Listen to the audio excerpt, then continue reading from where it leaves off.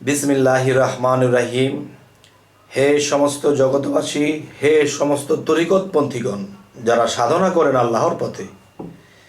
সূরা ইনসিরা, সূরা সাফফাত যদি খুলি তাহলে দেখা যায় আল্লাহ বলতেছে, তোমরা যখনই অবসর পাও সাধনা করো। কিন্তু দেখা যায় এই যে সাধনা করার কথা বলেছে, যারা মুসলমানের ঘরে জন্ম নিয়েছে, মুসলমানের ঘরে জন্ম নিলেই কিন্তু তাকে মুসলমান বলা যাবে না, তাকে মুসলমান হতে হবে। এই ধরনের কিছু লোক আছে যে মুসলমানের ঘরে জন্ম নিয়েছে, আল্লাহ রাসূল কী জিনিস তা তারা মানেও না, বোঝেও না, করেও না। তারা কিন্তু সাধন আবার কি, সাধন আবার কি? তাহলে এটা তো গরু, এ তো এখনো মানুষের কাতারে যায়নি। কারণ বছর শেষে একটা রোজা আসে, আর এটার নামও তো বলে সিয়াম, সাধনার মাস। এইটুকু যে না জানে সে তো গরু, মানুষ তো হওয়া যায়নি। যাই হোক, এভাবে বলাটা আমার ঠিক হয়নি, আনন্দস্বরূপ বললাম। তো আজকের কথা হবে কি, যে অনেক সাধকরা সাধনা করে, অনেক পীর ধরা লোক, অনেক বাংলাদেশে, বিদেশে, বিভিন্ন কান্ট্রিতে দেখা যায় সাধন করে। এখন সাধনা যে করে, সাধনার সাথে যে কিছু বাঁধনা আছে। আমি যে মাংস পাক করব, কত ধরনের মশলা লাগে। এখন মাংস সিদ্ধ দিয়ে রেখে দিয়েছি, তাহলে এটার সাথে মশলা না দিলে কিন্তু এটা খাওয়ার যোগ্য হবে না। তাহলে আজকের কথা হবে কি, যে যৌবনী পানি, যেটা যৌবন আসলে দেহের মধ্যে প্রবাহিত হয়, তাহলে সেই বিষয়ে আজকে আলোচনা করব। যে সেই যৌবনী পানিটা, যে বীজ রোপণ করার যে পানিটা, যেমন নারী যদি জমিন হয়ে থাকে আর পুরুষ যদি বীজ হয়ে থাকে, তাহলে এই বীজ রোপণ করতে হলে যে বীজের প্রয়োজন হয়, এবং সেই বীজটা যেন নিজের দেহের মধ্যে ধরে রাখা যায়। যদি ধরে রাখতে পারে তাহলে তার ধন্য জীবন হবে। তাহলে ধরে রাখতে হলে কি করতে হবে? এই কথাগুলো অনেকে কমেন্টে করে বলে যে আমাদের দেহের ধন আমরা কি করে ধরে রাখবো, এক। দ্বিতীয়ত কেউ বলে আমি বহুদিন ধরে সাধন করি, আমি এই জিনিস ধরে রাখতে পারি না। বা এ ধরনের কোনো কিছু থাকলে আপনি এই ধরনের কিছু একটা কথা বলবেন। তাহলে আমি তাদের উদ্দেশ্যে বলছি, সকলের কানে পৌঁছানোর জন্য। সেটি হলো, দেখুন, যে কেউ যদি চায় যে আমি এই বীজ শক্তি আমার মানব দেহের মধ্যে আমি মিশিয়ে রাখব, আমি সত্যই বলিতেছি এই পৃথিবীর কেউ পারবে না। তবে হ্যাঁ, পারার জায়গা আছে, সেই জায়গা মতো যেতে হবে। জায়গা মতো কি, আবার অজাগা মতো কি? অজাগায় গিয়ে যদি আমি আমার দেহের সাথে এই বীজ শক্তি মিশিয়ে রাখতে চাই, তাহলে আমি পারবো না। কারণ এটা কিন্তু আরেকটা আগুন। এই যে বীজ শক্তি, এটা কিন্তু একটা আগুন। এটা যখন যৌবনপ্রাপ্ত একটা মানুষের মধ্যে জ্বলতে থাকে, তখন সে হতাশা হয়ে যায়। বাবাকে বলে, মাকে বলে, আত্মীয় স্বজনকে বলে আমি বিবাহ করব। আচ্ছা, তাহলে দেখেন, আমাদের চাচাগুরু জালালউদ্দিন খাঁ কিন্তু এ ধরনের কিছু ইঙ্গিত করে গেছে তার কবিতার মধ্যে। পানির তলায় আগুন জ্বলে শুকনায় দৌড়াদৌড়ি, বাবার বিয়ার তারিখ আনতে ছেলে গেল মামার বাড়ি। তাহলে পানির তলায় আগুন জ্বলে, তার মানে সেই বীজ শক্তিটা কিন্তু পানির মধ্যে নিহিত। আর এই পানির ভিতরে আগুন জ্বলে। এখন বাহ্যিক জগতে কোনো আগুন লাগলে পানি দিয়ে নিভায়। এখন এই যৌবনের ভিতরে যে একটা আগুন লেগেছে, এই আগুন কোন পানিতে নিভবে? আচ্ছা, তখন সেই জিনিসটা যদি কেউ চায় যে আমার মধ্যে ধরে রাখবো, সেটা কিন্তু পারবে না। যেমন স্বামী বিবেকানন্দ নামে একজন ব্যক্তি, সে একটা অনেক জ্ঞানী লোক। তিনি আজকে বহুদিন আগের তিনি একটি কথার মধ্যে বলেছিলেন যে আমার গুরুর কাছে যখন আমি যাইতাম, তখন গুরুকে বলতাম, বাবা আমাকে যে সাধনা দেন, এই সাধনা করতে গেলে তো আমি পারি না। এবং করতে করতে করতে করতে আমি যতটুকু প্রেমে মত্ত হতে চাই, গুরু ভজনার দিকে যাইতে চাই, ততই খালি আমার স্বপ্ন দোষ হয়ে যায়। আমার এটা কেন হয়? আমি তো এদিকে মন নেই, এদিকে এ নেই। তখন তার 16, 17, 18 বা 20 বছর। তখন তার গুরু এর কোনো উত্তর দেয় না। তো উত্তর দেয় না, সে ভাবতেছে এই জিনিস যদি আমার দেহ থেকে চলে যায়, তাহলে আমি কিসের সাধনা করি, কিসের কি করি? তখন স্বামী বিবেকানন্দ এই বয়সে দৌড় শুরু করেছে। দৌড়াতে দৌড়াতে দৌড়াতে দৌড়াতে দৌড়াতে দৌড়াতে একটা পাহাড়ের গুহার এখানে চলে গেছে। তখন পাহাড়ের গুহার থেকে একটা ঝর্ণার পানি পড়তেছে। তখন সেই পানিটা দেখতেছে একটা বাচ্চা মেয়ে এই পানিটা তার কলসের মধ্যে নিচ্ছে, সেই ঝর্ণার পানিটা। তখন পানিটা ভরার পরে তখন উতরে পড়তেছে, চতুর্দিকে পানি পড়তেছে কলসি ভরার পর। এখন মেয়েটা বলতেছে, ভৈরা পড়ে গেলে আমার কি দোষ, ভৈরা পড়ে গেলে আমার কি দোষ? তখন স্বামী বিবেকানন্দ কি বলে যে ভৈরা পড়ে গেলে আমার কি দোষ?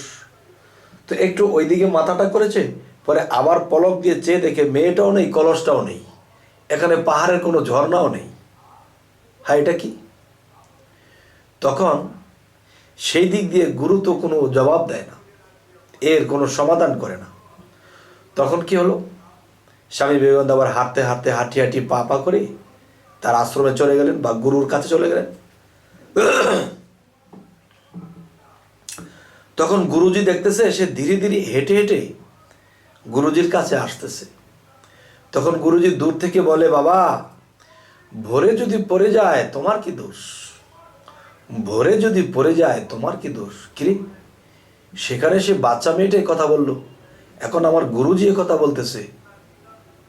তখন তার মাথাটা ঝাড়া দিয়ে ভাবতেছে, এটা কি, সেখানে যে কথা এখানে সে কথা, তাহলে তো গুরুর খেলা।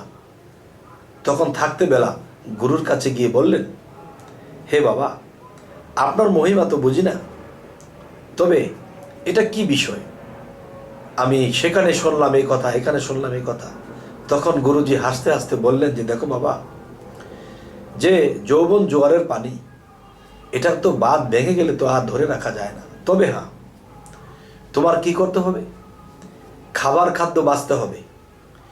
এখন মনে করো যে সরিষা ভাঙানোর একটা মেশিনের মধ্যে যদি সরিষা দিয়ে যখন মেশিন চালু করে দেবে, তখন কিন্তু একদিক দিয়ে সরিষার খৈল পড়বে, একদিক দিয়ে তেল পড়বে, তাহলে একদিক দিয়ে প্রস্রাব যাবে, একদিক দিয়ে পায়খানা যাবে, এই যে মেশিনের মধ্যে যখন আমরা খাদ্য ছেড়ে দেই। তবে এখন কথা হলো, এই মেশিনটার মধ্যে যদি খাদ্য দিতে হয়, তাহলে নিরামিষ খাদ্য দিতে হবে, আমিষ ত্যাগ করতে হবে। নিরামিষ খেতে খেতে এটা আস্তে আস্তে কন্ট্রোলে আসবে, একেবারেই শেষ হবে না। তাহলে আমাকে যিনি জিজ্ঞাসা করেছেন, এই জিনিস নিজের মধ্যে মিশিয়ে রাখতে হলে কি করতে হবে? আমি যখন বলবো যে দেহের সাথে যদি আপনি এই জিনিস মিশিয়ে রাখতে চান, দেহের বীজ শক্তি, যৌবনী পানির শক্তি যদি আপনার দেহের সাথে মিশিয়ে রাখতে চান, কখনোই পারবেন না। তবে পারবেন, এটা যদি আমি বলি, তাহলে এই কথা শোনার পরে আপনি স্তব্ধ হয়ে আপনি হয়তো এই সাধনা আর করবেন না। দেখুন, এখানে বিষয়টা হলো, আমরা যে মা বোনকে বাজার থেকে আদা এনে দিই, এই আদার কিন্তু একটা রস আছে। এখন এই আদাটাকে, রসালো আদাটাকে যদি চিপ দেওয়া হয়, রস পড়বে। তাহলে কিছু কিছু আদা আছে, রস আছে, এখনো সাবা হয় নাই ভিতরে, যেগুলা সাবা হয়েছে এগুলা বয়স্ক আদা। তাহলে আপনার বয়স কমপক্ষে 45 পার হতে হবে। 45 থেকে 50 পার হলে তখন আপনার ভিতরে আদার ভিতরে যে ছাবাটা আছে, এই ছাবাটা পয়দা হবে। তখন কি হবে, তখন এই আদাটাকে যদি আমি রোদের মধ্যে শুকিয়ে রাখি, তখন শুকাতে শুকাতে শুকাতে শুকাতে একেবারে চ্যাপ্টা হয়ে যাবে, ফুটটা হয়ে যাবে। তখন এটার মধ্যে কিন্তু এখন রস নেই, কিন্তু রস কই গেল, রসটা শুকিয়ে গেছে। শুকিয়ে যাওয়ার কারণে সেই রসটা দেখা যায় না। কিন্তু আদাটা মুখে দেন, ঝাল লাগবে, আদার গ্রানও ঠিক আছে, ঝালও ঠিক আছে, তাহলে সেই আদাটা আপনি মুখে দেখবেন যে পুরোপুরি সেন্ট আছে, পুরোপুরি ঝাল আছে। কিন্তু আদা শুকিয়ে গেলে তার ঝাল কমে না, একটা কথা বলে।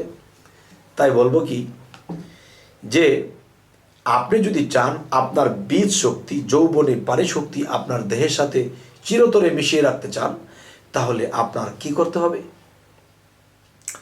আপনার চন্দ্র সাধনা করতে হবে, সূর্য সাধনা করতে হবে, এবং দমের সাধনা করতে হবে, এবং আপনি 48 ঘন্টা পরে খাবেন। এমনি একটু পানি খেতে পারেন, একটু চা খেতে পারেন, আধা ইঞ্চি পরিমাণে একটা বিস্কিট খেতে পারেন। আচ্ছা, তাহলে এভাবে খেয়ে খেয়ে 48 ঘন্টা পরে আপনি আধা প্লেট ভাত খাবেন। তাহলে 48 ঘন্টা পরে আপনি আধা পোয়া বা আধা প্লেট ভাত খাবেন। আপনি প্রতিদিন প্রতি ওক্তে 2 প্লেট খান, সে জায়গায় 48 ঘন্টা পরে, এটা কি সম্ভব হবে? তার মানে আপনার দ্বারা সাধনা হবে না। কেননা আপনার স্ত্রী আছে, সংসার আছে, বাবা মা আছে, ছেলে মেয়ে আছে, এদের ভরণ পোষণ দিতে যাইয়া আপনার কারখানায় কাজ করতে হবে, মাঠে কাজ করতে হবে, চাকরি করতে হবে, ব্যবসা করতে হবে। আপনি 48 ঘন্টা পরে ভাত খাবেন, আপনার সংসার লাটে যাবে। তাহলে এই সাধনা আপনার জন্য নয়। এই সাধনা যে ত্যাগী, সমস্ত কিছু ত্যাগ করে দিয়েছে, যে জঙ্গলায় গেছে, পাক করার দরকার নেই, গাছের পাতা খেয়ে বেঁচে আছে, কোনো পৌরসভাতে গেছে, কোনো টাউনে গেছে, সে পড়ে আছে, কেউ ছিটকা দিয়ে একটা রুটি বা একটা বিস্কিট তার শরীরে উড়ো মেরে দিয়েছে, ডিল মেরে দিয়েছে, সেটি সে একটু খেয়ে, একটু পানি খেয়ে দিন কাটিয়ে দিয়েছে। তাহলে এই ব্যক্তির যে এই মেশিনটার মধ্যে সরিষার দানা যদি মেশিন চালু দেওয়া হয়, তেল তো পড়বেই। আপনি ভালো মন্দ খাবেন, আপনার দেহের সাথে কীভাবে মিশাবেন? তাহলে আপনার কি করতে হবে? না খেতে এবং সাধনা করতে করতে আপনাকে নিজেকে শুকাতে হবে। নিজেকে শুকাতে শুটকির মতো হয়ে যাবেন। ঠিক আদা, এই আদাটা কিন্তু রোদে যখন রেখেছিলেন, শুকিয়ে কিন্তু সে একেবারে চ্যাপ্টা হয়ে গেছে, এর মধ্যে রস নেই, কিন্তু ঝাল আছে, তার সেন্ট আছে। তাহলে আপনি শুকনো আদা হয়ে যান, আপনার মধ্যে এমনিতেই সে বীজ শক্তি মিশে থাকবে। আপনি কি এটা পারবেন? পারবেন না। তবে আল্লাহ কিন্তু আপনাদেরকে এত চাপ দেয়নি, আমাদেরকে এত চাপ দেয়নি। যেমন কোরআনে আমরা পেয়েছি যে আল্লাহ বলেছে, তোমরা যখনই অবসর পাও সাধনা করো। আমার সব কাজ কাম রেখে না, যখনই অবসর পাও সাধনা করো। তাহলে আল্লাহ তো সুন্দর কথা বলেছে।